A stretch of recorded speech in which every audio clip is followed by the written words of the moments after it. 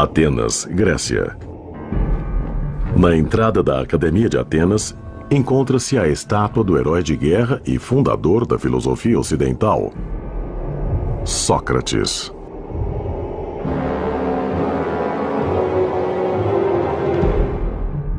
Os contemporâneos de Sócrates consideravam alguns dos hábitos do filósofo bem estranhos, incluindo o de passar horas por dia consumido pelos próprios pensamentos. Um dos exemplos mais surpreendentes da introspecção de Sócrates ocorreu numa campanha em que era soldado no cerco a Potideia.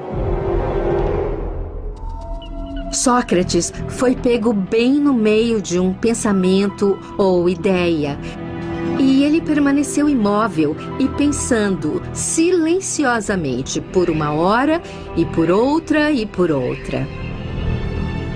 Ele demonstrou uma resistência tão extraordinária que seus colegas podem tê-la achado estranha, suspeita e intrigante. Nós geralmente pensamos que os gênios são excêntricos, mas eu creio que um pouco da sua excentricidade vem do fato de que realmente estão em contato com outras realidades. No caso de Sócrates, ele disse que era capaz de contatar um demônio.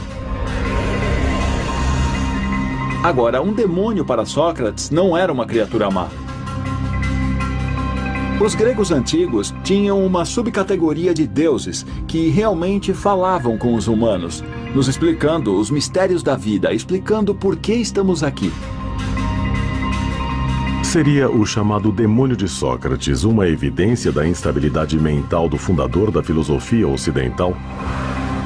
Poderia ser o demônio de Sócrates, prova de que ele estava em contato com uma inteligência alienígena que lhe enviava mensagens de um recanto longínquo no cosmos? Eu acho muito fácil dizer que, Sócrates era louco, que era esquizofrênico ou que estava ouvindo vozes. O demônio era um tipo de mensageiro, um tipo de ponte entre ele e o domínio metafísico que estava tentando alcançar. Será que a prática de profunda meditação o conectava a uma inteligência extraterrestre? Se for o caso, será que há outros gênios com histórias similares que recebiam informações de um reino superior durante o estado de transe? No caso de Leonardo da Vinci, em seus textos, ele conta que se deitava na cama, em seu quarto, e ele pegava uma vela e colocava essa vela no pé da cama. E assim, deitado na cama, ele olhava a projeção da chama no teto. Isso o colocava em um estado muito profundo, onde podia imaginar e ter novas ideias. Puccini disse que sua magnífica ópera, Madame Butterfly, veio de Deus. Ele a escreveu, mas ela veio diretamente de uma fonte divina. As obras de William Blake, textos e pinturas, foram baseadas em repetidas visitas de anjos. Brahms disse que sua música vinha de um lugar além dele mesmo. Nós não sabemos se eles estavam de fato se comunicando com o divino, outra fonte de poder além deles mesmos, ou se estavam em contato com a própria inconsciência ou conhecimento profundo sobre os quais não costumamos ouvir. No início do século XX, o inventor Nikola Tesla, nascido na Sérvia, foi o precursor da engenharia elétrica moderna e a força motriz por trás da atual tecnologia sem fio. Em seus textos, Tesla descreve sua maneira de abordar complexos problemas de engenharia. Nikola Tesla era alguém que acreditava na existência de seres extraterrestres. Ele era uma pessoa que realmente acreditava que podia se comunicar com outras galáxias. Talvez a maior evidência de que Tesla acreditava estar em comunicação com os seres extraterrenos possa ser encontrada em uma carta enviada por ele à Cruz Vermelha Americana em dezembro de 1900. Na missiva, ele escreveu: "Nós temos uma mensagem de outro mundo, desconhecido e remoto. Lê-se 1, 2, 3. Tesla foi um gênio com certas excentricidades. Tudo o que ele fez foi em 3. E eu acho isso muito interessante porque é um nível de simbolismo. Se observarmos a forma como muitos dos nossos ancestrais falavam em comunicação com o divino e como o divino enviava informações a eles, vemos esta rica dose de simbolismo também. Por que Tesla era tão obcecado pelo número 3? Poderia isto ser uma pista de que Tesla estava usando sua própria forma interna de comunicação sem fio para se conectar aos conselheiros cósmicos? Será que isto também poderia explicar a notável genialidade de Srinivasa Ramanujan da Índia? Embora Ramanujan tenha sido um aluno regular, é amplamente considerado um dos maiores matemáticos da história. E segundo seus textos, Ramanujan acreditava que estava sendo guiado subconscientemente por um ser extraterreno, o deus hindu Namagiri. Namagiri era a divindade da família de Ramanujan. Basicamente, tudo o que a família fazia era ligado a essa divindade.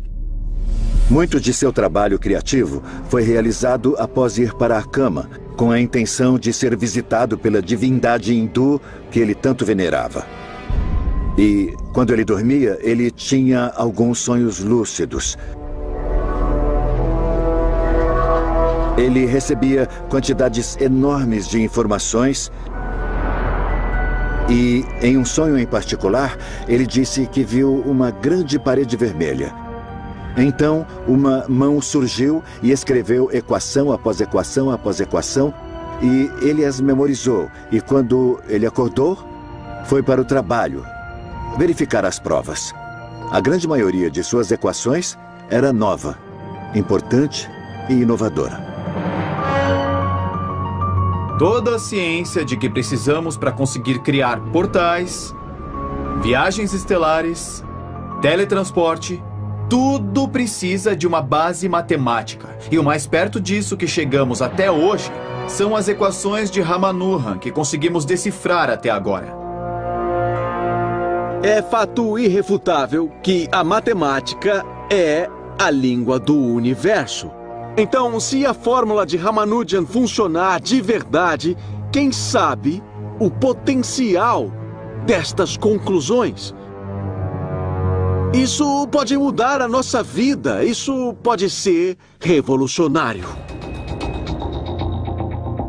Poderia ser apenas coincidência o fato de muitas das maiores mentes da história humana alegarem ter recebido informações de uma fonte alienígena?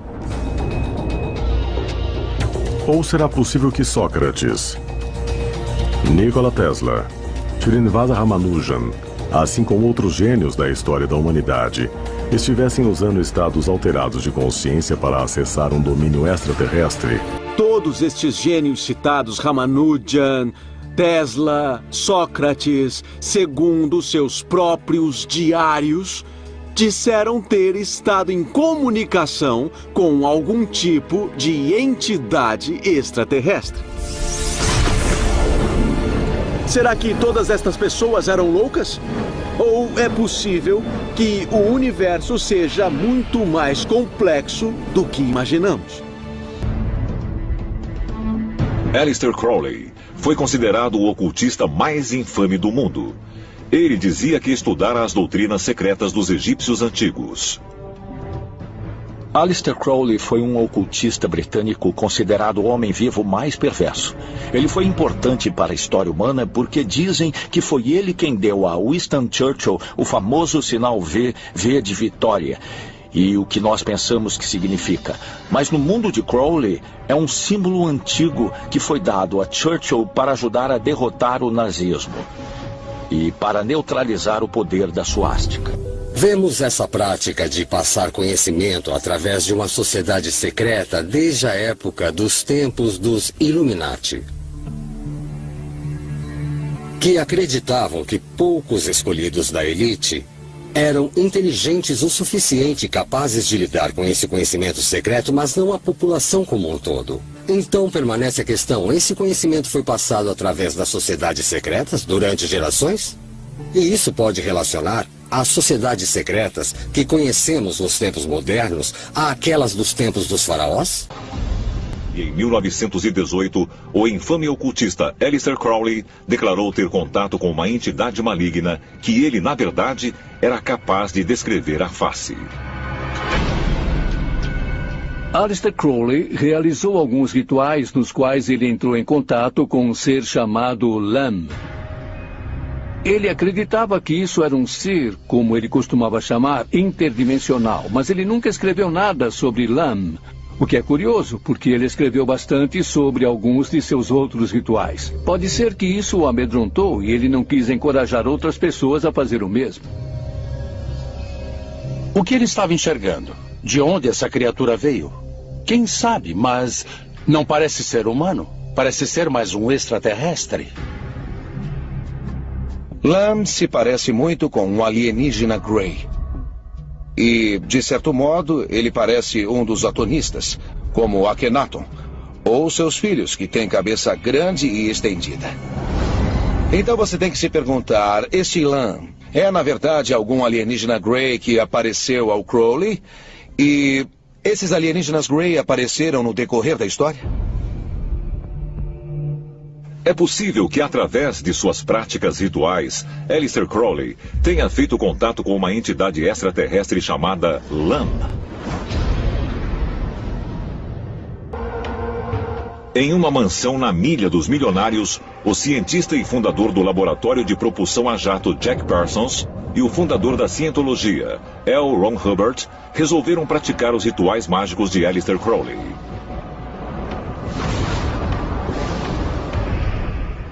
Jack Parsons é supostamente a figura mais controversa e estranha da história do programa espacial norte-americano.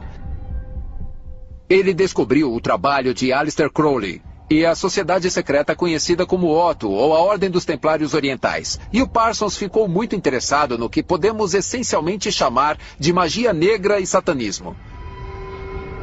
Então entrou em cena o escritor de ficção científica Ron Hubbard. Ron Hubbard foi morar com Jack Parsons e juntos eles começaram a fazer uma cerimônia mágica.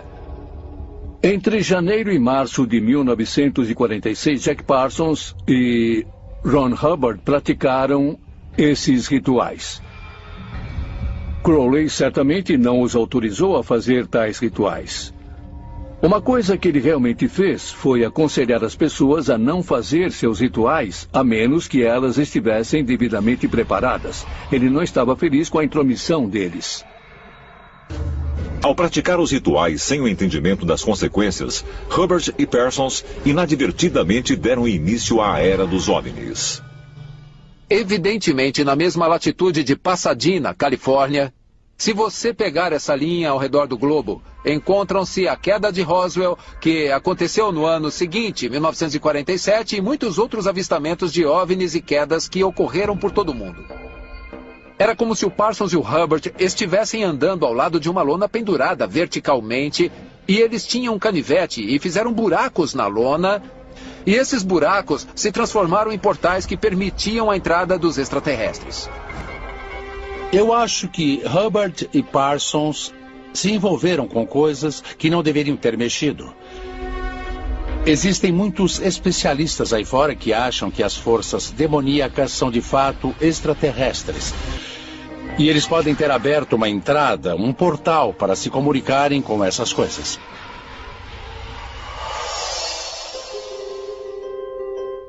É possível que o fenômeno OVNI moderno esteja associado a rituais que eram realizados para invocar seres sobrenaturais?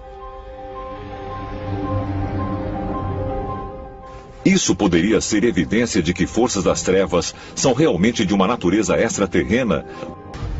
É possível que, neste momento, na Terra, nós estejamos vendo, na realidade, uma batalha entre extraterrestres negativos e positivos que estão trabalhando nos bastidores numa batalha pelo controle sobre o futuro da humanidade. Não se pode ter as forças da luz sem as forças das trevas. E todos os indivíduos têm que fazer escolhas. Se eles vão usar o lado da força das trevas ou o lado da força da luz. Você tem o poder do bem e o poder do mal. Eles estão procurando recrutas. para ajudar os dois lados na guerra pela conquista do outro. Então talvez os poderes tenham tempos de domínio e também tenham tempos de submissão. E então ficamos a pensar, quem é que vai vencer? É possível que o curso da humanidade esteja sendo guiado desde o início por uma agenda alienígena. Seres extraterrestres monitoraram nosso progresso por milhares de anos, às vezes nos ajudando a avançar e em outras vezes nos mantendo atrasados. Estaremos finalmente alcançando o ponto em nosso avanço tecnológico, onde esses visitantes alienígenas não podem mais existir entre nós incógnitos. Talvez os retrocessos através da nossa história aconteceram para assegurar que nós estejamos preparados para a revelação completa. E que somente então seríamos autorizados a descobrir nosso potencial e a nos reunir com os nossos ancestrais alienígenas.